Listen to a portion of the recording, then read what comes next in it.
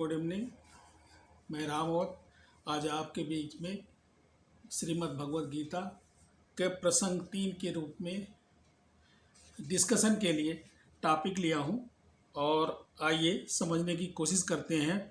श्रीमद् भगवद गीता के 5 मूलभूत विषयों में इसकी स्थापना की गई है कि भगवान अथवा ब्रह्म अथवा कृष्ण अथवा परमात्मा व परम नियंता, आप जो चाहे कह लें, सबसे श्रेष्ठ है।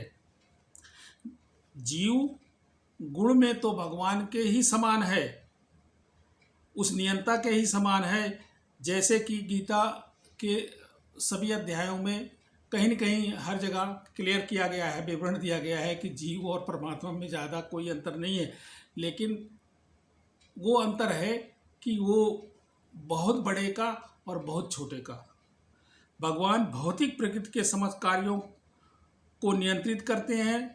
भौतिक प्रकृति स्वतंत्र नहीं है, जिसको कहते हैं कि भाई प्रकृति जाने भगवान जाने या कुछ भी जाने ना, जो ये भौतिक प्रकृति हमें दिखती है, जिसमें हम विद्यमान हैं, समझते हैं अपने आप को, जिसके संग में हैं, उसे भौतिक प्रकृति बोला है। और वो स्वतंत्र नहीं है, वो परमेश्वर के निर्देशों के अनुसार काम करती है।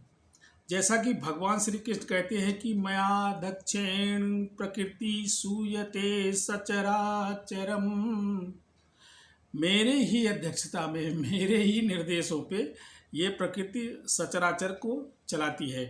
भौतिक प्रकृति भगवान के निर्देशन में कार्य करती है। जब हम इस दृश्य जगत में कोई आश्चर्यजनक घटना घटते देखते हैं, तभी हमें यह समझ लेना चाहिए कि जो दृश्य घटित हो रहा है वो प्रकृति जन्य जरूर करके है, लेकिन भगवान की मर्जी से हो रहा है, निर्देशों से हो रहा है। बिना नियंत्रण के किसी का प्रकट होना संभव ही नहीं है। जैसे कहते हैं प्रकाट्य हो रहा है, प्रकाट्य कैसे संभव होगा जब नियंत्रण करने वाला कोई इस संसार का होगा, इस प्रकृति का होगा। सारी चीज़ों जो सौरमंडल है, तारामंडल है, सारे सब चीज़ों को कोई न कोई नियंता होगा, नियंत्रक होगा, तो वो ही प्रकट हो सकता है, वरना प्रकट होने का कोई मतलब ही नहीं होता है।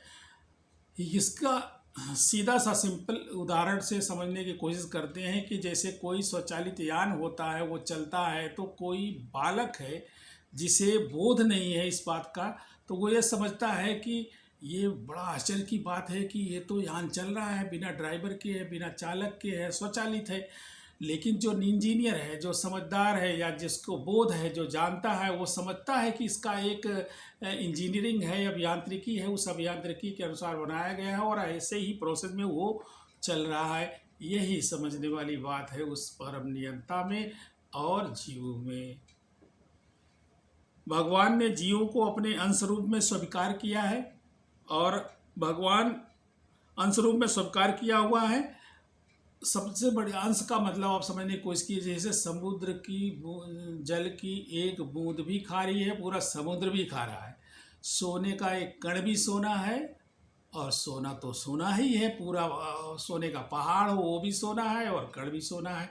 तो वही अंश जो है, कण जो है, वो हम है, जीव है, और परमेश्वर वही जो पहाड़ के रूप में वो परमेश्वर है, और जिसे हम छोटा बड़ा अज्ञात और अदृश्य कुछ भी मान सकते हैं, मान लेते हैं, करते हैं, क्योंकि हम सूक्ष्म ईश्वर हैं और ईश्वर के अधीनस्थ हैं।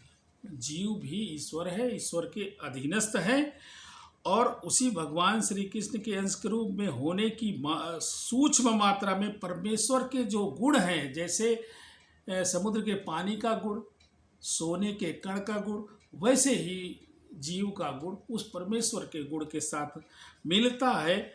और वो जिस तरह से कर सकने में सक्षम है, ऐसे ही जीव भी सक्षम है, जिसकी वजह से ही तो हम अंतरिक्ष और कहाँ सब जगह दौड़ लगा ले रहे हैं, कंट्रोल करने की कोशिश कर रहे हैं। वो भी कंट्रोल करता है, आप भी कंट्रोल करते हैं, लेकिन वो महा कंट्रोलर है और हम हमारी एक सीमाएं हैं, हम बहुत कुछ नहीं कर सकते हैं। जैसा कि वैज्ञानिकों के द्वारा भी ये बताया गया है कि संसार का सिर्फ 4% ही जाना जा सका है और 96% अननोन है। तो उसी तरह से ये जो है हमें अननोन के ही समान है। वह भगवान श्री कृष्ण में है, लेकिन भगवान परम नियंता है और वो परम नियंता है, हम लोग नियंता हैं। नियंता के रूप में अपने को मान सकते हैं। भौतिक प्रकृति है क्या, अब ये समझने की कोशिश करते हैं। श्रीमद् भागवत गीता में इसकी व्याख्या अपरा प्रकृति के रूप में हुई है। जीव को परा प्रकृति बताया है, जीव को परा प्रकृति, इसको अपरा प्रकृति। प्रकृति चाहे परा हो या अपरा हो, सदैव नियंत्रण में रहती है। प्रकृति को स्त्री रूप में लिया हुआ है, स्त्री रूप में एक संज्ञा के रूप में मान के चलते हैं कि जैसे प्रकृति को स्त्री रूप में हम मान लेते हैं, भगवान को पुरुष रूप में मान लेते हैं, देवी को स्त्री रूप में मान लेते हैं, वैसे ही प्रकृति को स्त्री रूप में माना गया है। वो इसलिए माना गया है कि प्रकृति को कंट्रोल भगवान करते हैं, जैसे कोई किसी स्त्री को या पत्नी को कंट्रोल पति करता है, उसी तरह से ये प्रकृति को परमेश्वर कंट्रोल करते हैं, क्योंकि भगवान ही नियंत्रक है। जीव तथा भौतिक प्रकृति दोनों ही परमेश्वर द्वारा अधिशासित और नियंत्रित है, जीव भी और प्रकृति भी। श्रीमद् भागवत के अनुसार सारे जीव भगवान के अंश हैं, लेकिन वह प्रकृति में ही रहते हैं, प्रकृति के ही संग में हैं। और अपरेयम इति स्वयं प्रकृति विद्धि में पराम जीव भूताम महाबाहो येदम धार्यते जगत। यह भौतिक प्रकृति मेरी अपरा प्रकृति है, लेकिन इससे भी परे दूसरी प्रकृति है, जीव भूताम अर्थात जीव है। जीव भूताम का मतलब जीव है। भौतिक प्रकृति 3 गुणों में निर्मित है, सतोगुण, रजोगुण, तमोगुण। इन गुणों के ऊपर नित्य काल है और इन प्रकृति गुणों द्वारा नित्य काल के नियंत्रण व संयोग से उनके कार्यकलाप होते हैं, जो कर्म कहलाते हैं। ये कार्यकलाप अनादिकाल से चलते चले आ रहे हैं। हम सभी अपने कार्यकलाप कर्मों के फलस्वरूप सुख और दुख भोग रहे हैं।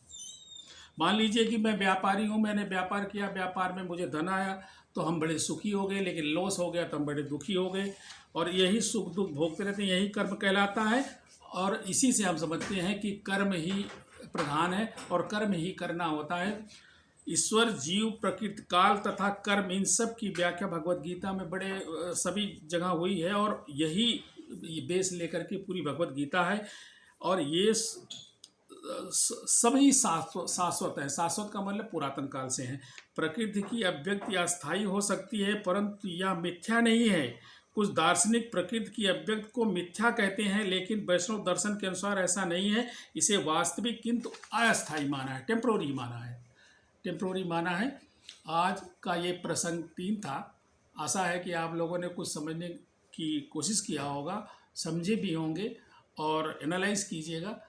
इस चैनल को आगे बढ़ाइए और सब्सक्राइब कीजिए, शेयर कीजिए, लाइक कीजिए। Thank you very much.